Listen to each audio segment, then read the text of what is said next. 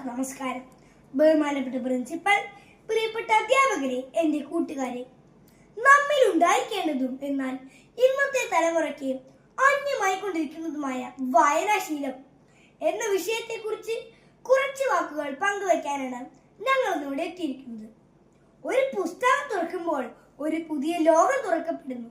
ഒരു നല്ല പുസ്തകം 100 സുഹൃത്തുക്കൾക്ക് തുല്യമാണ്. എന്നാൽ ഒരു നല്ല സുഹൃത്ത് ഒരു ലൈബ്രറിക്ക് തുല്യമാണ്. പുസ്തകങ്ങൾ അറിവിന്റെ വാതിലുകൾ തുറക്കുന്നു. അവ നമ്മുടെ ചിന്തകളെ വിശാലമാക്കുകയും സ്വപ്നങ്ങൾക്ക് ചിറക് നൽകുകയും ചെയ്യുന്നു. കൂട്ടുകാരെ, ഡോക്ടർ APJ അബ്ദുൽ കലാം പറഞ്ഞിട്ട് സ്വപ്നം കാണുക, സ്വപ്നം കാണുക, സ്വപ്നം കാണുക. സ്വപ്നങ്ങളാണ് ചിന്തകളാകുന്നത്, ചിന്തകളാണ് പ്രവർത്തനങ്ങളാകുന്നത്. ഉത്തമ ജീവിതം നയിക്കാൻ ഒരാളെ പ്രാപ്തരാക്കുന്നത് വായനാശീലമാണ്. ഒരാളിൽ സംസ്കാരത്തിന്റെ പ്രകാശം പരത്താൻ വായന പോലെ ഉതകുന്ന മറ്റൊന്നില്ല. കയ്യിലൊരു വാളും കീശയിൽ ഹ്യൂമറിന്റെ ഒരു ഗ്രന്ഥവും ഉണ്ടെങ്കിൽ ഞാൻ എന്റെ വഴി വെട്ടിത്തെളിക്കും എന്ന നെപ്പോളിയന്റെ വാക്കുകൾ വായനയുടെ ശക്തി ജ്വലിപ്പിക്കുന്നു. നമ്മുടെ പൂർവികർ ഒഴിവുവേളകൾ സന്തോഷകരമാക്കിയിരുന്നത് നല്ല വായനാശീലത്തിലൂടെയാണ്. എന്നാൽ ഇന്ന് പിറന്നു വീഴുന്ന കൊച്ചു കുഞ്ഞു മുതൽ ജരാനര ബാധിച്ച വൃദ്ധന്മാർ വരെ മൊബൈലിലും ടാബിലും സദാസമയം പരതിക്കൊണ്ടിരിക്കുകയാണ്.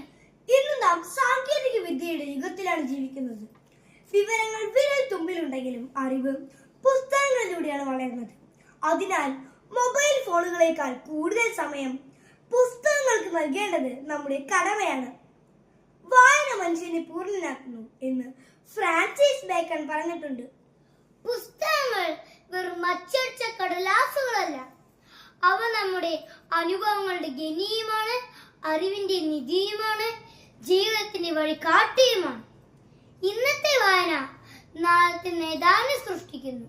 മൊബൈൽ ഫോണുകളും സോഷ്യൽ മീഡിയയും നിറഞ്ഞ ഈ കാലഘട്ടത്തിൽ വായനയുടെ ശീലം കുറയുന്നത് ആശങ്കാജനകമാണ്. ദിവസം കുറച്ച് സമയമെങ്കിലും പുസ്തകങ്ങൾക്കായി മാറ്റിവെക്കേണ്ടത് നമ്മുടെ ജീവിതത്തെ മാറ്റിമറിക്കും.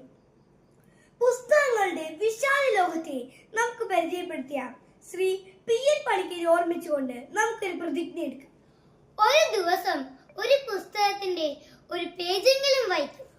കൂട്ടുകാരി, പുസ്തകങ്ങൾ മൗനമായി സംസാരിക്കുന്ന ഏറ്റവും നല്ല ഗുരുക്കന്മാരാണ് എന്ന്